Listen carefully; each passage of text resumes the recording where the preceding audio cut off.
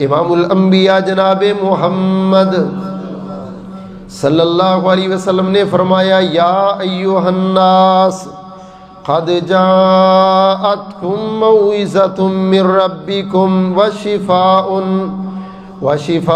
لما فی الصدور۔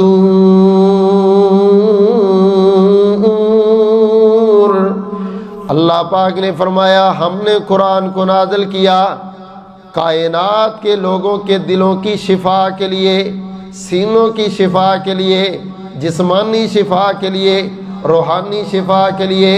عمر رضی اللہ تعالی عنہ مریض ہیں، جناب عمر قرآن سنے، ایمان دل میں بیٹھا، شفا لے کر کے چلے گئے۔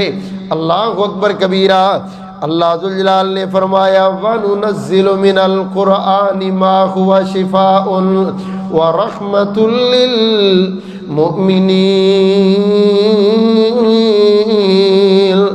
ساری کائنات کے لوگوں کے لیے ہم نے قرآن کو رحمت بنایا، ہم نے قرآن کو ہدایت کا ذریعہ بنایا۔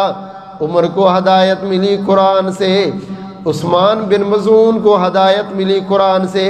تہامہ کے میدان میں اللہ کے نبی قرآن پڑھ رہے، جنات کی جماعت آئی، انہوں نے آ کے قرآن سنا، کہتے انا سمعنا قرآنا عجبا یہدی الی الرشد فآمنا بہ۔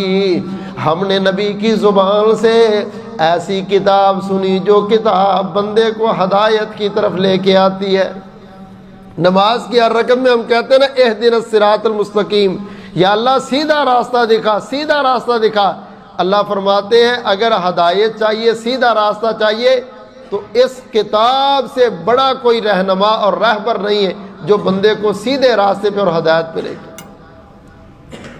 جو جتنا اس کے قریب ہے وہ اتنا بڑا ہدایت یافتہ ہے، جو جتنا زیادہ اس کو پڑھے گا قرآن اس کی اتنی زیادہ رہنمائی کرے گا۔